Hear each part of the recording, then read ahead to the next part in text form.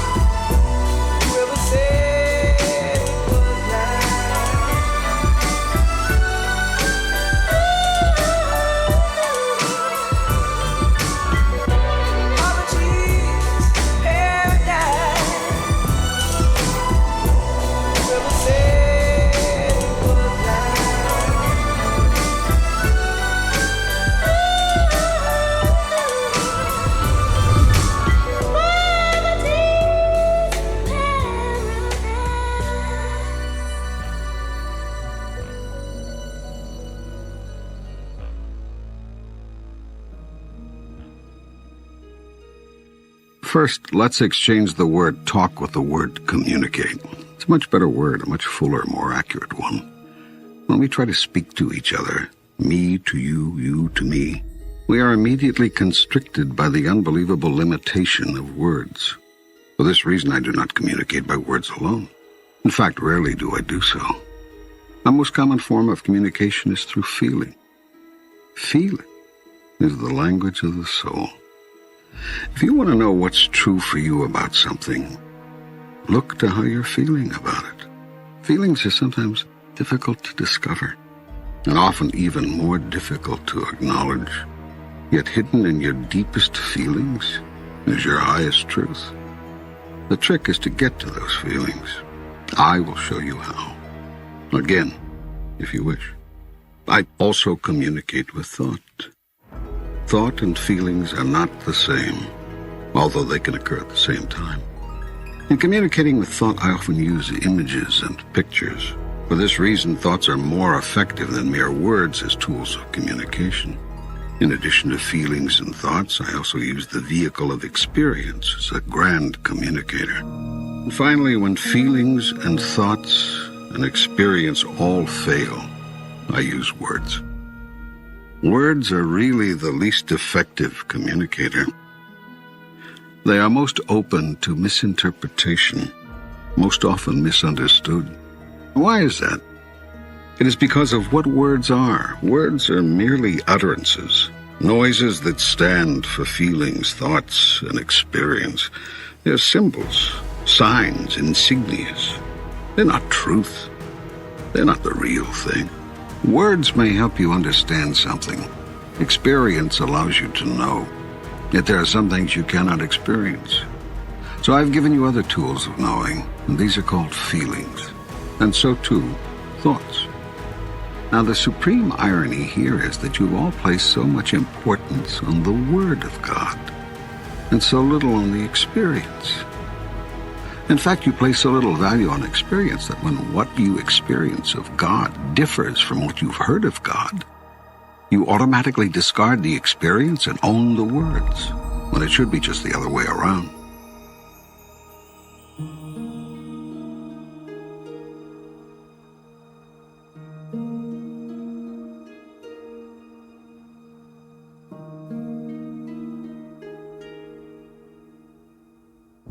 Your experience and your feelings about a thing represent what you factually and intuitively know about that thing. Words can only seek to symbolize what you know, and can often confuse what you know. These, then, are the tools with which I communicate. Yet they are not the methods. For not all feelings, not all thoughts, not all experience, and not all words are from me. Many words have been uttered by others in my name. Many thoughts and many feelings have been sponsored by causes not of my direct creation. Many experiences result from these. The challenge is one of discernment. The difficulty is knowing the difference between messages from God and data from other sources. Discrimination is a simple matter with the application of a basic rule. Mine is always your highest thought, your clearest word, your grandest feeling. Anything less is from another source. Now the task of differentiation becomes easy, for it should not be difficult even for the beginning student to identify the highest, the clearest, and the grandest. Yet will I give you these guidelines. The highest thought is always that thought which contains joy. The clearest words are those words which contain truth. The grandest feeling is that feeling which you call love. Joy, truth, love. These three are interchangeable, and one always leads to the other. It matters not in which order they are placed. Having with these guidelines determined which messages are mine and which have come from another source, the only question remaining is whether my messages will be heeded. Most of my messages are not. Some because they seem too good to be true. Others because they seem too difficult to follow. Many because they are simply misunderstood. Most because they are not received.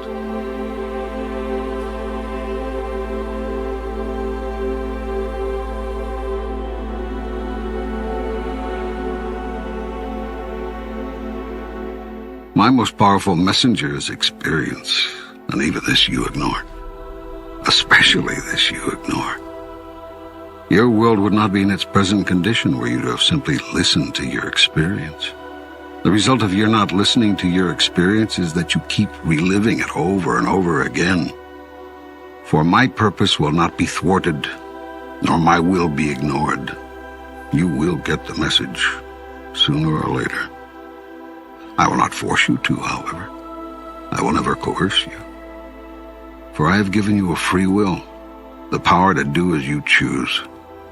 And I will never take that away from you, ever. And so I will continue sending you the same messages over and over again, throughout the millennia, and to whatever corner of the universe you occupy. Endlessly will I send you my messages, until you have received them and held them close, calling them your own.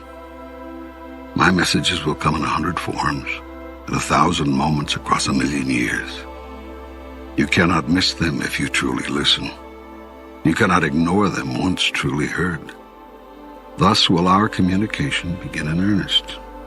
For in the past, you have only talked to me, praying to me, interceding with me, beseeching me.